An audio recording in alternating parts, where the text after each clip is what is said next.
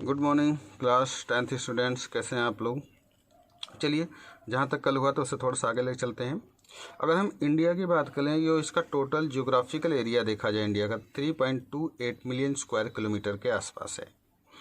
Land use of data however is the available only the 93% for the total geographical area because the land use the reporting most of the northeast states except Assam has not been the done fully। इसके बावजूद भी हम लोग देखें तो हमारे पास केवल 93% total land है जो जियोग्राफिकल लैंड है जिसको हम लोग यूज करते हैं। और इसी के साथ साथ नॉर्थ ईस्ट के जो स्टेट्स हैं उसको, जैसे आसाम है, उसको हम लोग फुली इसमें एक्सेप्ट नहीं करते हैं।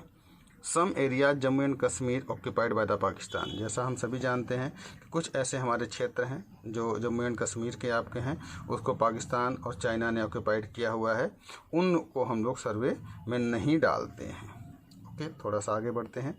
देखिए, इसमें एक्टिविटी दिया है, try to the comparison between the two pie charts के द्वारा इसको कंपेरिजन कीजिएगा। ओके, आगे बढ़ते हैं।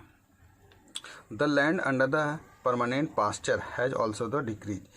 आप देखा जाए तो जो परमानेंट लंबे समय से जो लैंड है जो पास्चर के लिए यूज किया जा रहा है वो डिक्रीज हो रहा है, होता जा रहा है। However we are able to feed our the huge cattle. किस प्रकार से हम अपने जो इतने ज़्यादा हमारे पास लाइव स्टॉक्स हैं, कैटल्स हैं, उनको चारा उपलब्ध कराएं। ठीक है, population of the pasture land and the what are the consequences. अब बात है कि इनकी जो पॉपुलेशन बढ़ती चली जा रही उसके लिए, और यहाँ पे जो लोग रह रहे हैं उन सभी के लिए, जानवरों के लिए इतना सारा चारा या उनके खाने पीने की चीज़ें हम कहाँ से अवेलेबल कराएं। Most of the other than the current fallow lands are the either poor quality of the cost of cultivation. और बाकी जो लैंड्स हमारे पास अवेलेबल हैं, अगर उनका देखा जाए तो उनकी जो कल्टिवेशन की क्वालिटी बहुत ही ज़्यादा पुअर है। अगर हम उनमें कुछ उगा भी लेते हैं तो उसकी जो कॉस्ट होती है वो हमें बहुत ही ज़्यादा भारी पड़ती है, बहुत ही ज़्यादा हमें उसमें पे करना पड़ता है, उसके बदले हमें आउटपुट बहुत कम देखने को मिलता है।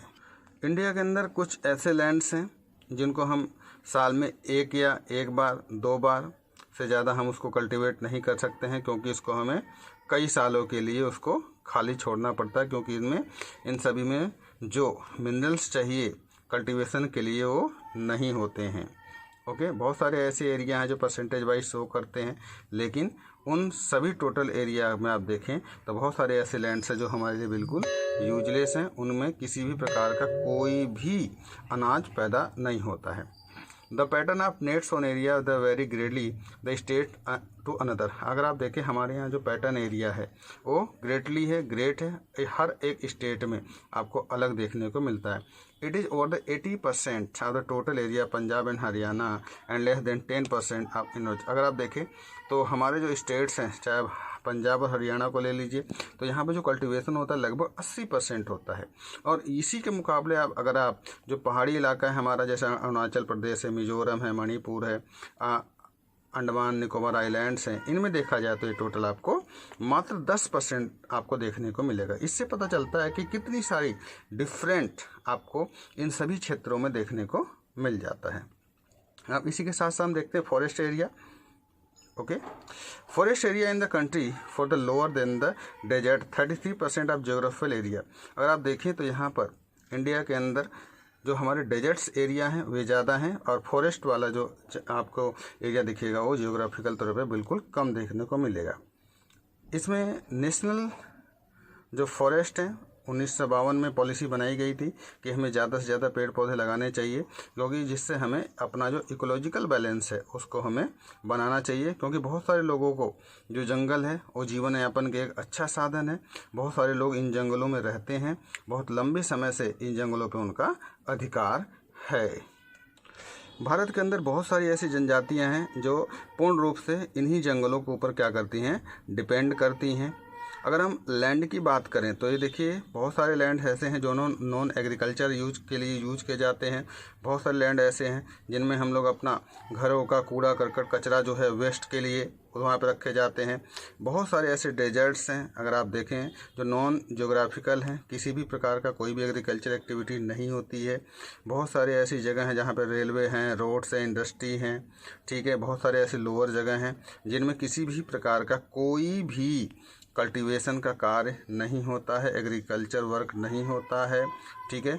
इन सभी के बावजूद अगर देखें तो हमारे यहाँ बहुत तेज़ी से जो लैंड का डिग्रेडेशन हो रहा है बहुत तेज़ी से बढ़ रहा। This is the turn the resource the respecteds the society in the environment. अगर इसी प्रकार से बहुत तेज़ी से लैंड का डिग्रेडेशन होता रहा तो ये हमारे सोसाइटी के लिए, समाज के लिए बहुत ही ज़्यादा प्रॉब्लम खड़ी हो जाएगी। इस प्रकार से हमें क्या करना है, अपने जो लैंड डिग्रेडेशन होता है उसको हमें रोकना चाहिए। लैंड डिग्रेडेशन के लिए हमें बहुत सारे ऑप्शंस अवेलेबल हैं जिनका हमें फ्यूचर में यूज करना चाहिए, जिससे हम इस अपने एनवायरनमेंट को बहुत अच्छा और स्वच्छ बना सके। Okay students, bye. आज के लिए इतना ही, फिर कल मिलते हैं। Land degradation and the conservation measures के बारे में आपसे डिस्कशन करेंगे। Okay bye.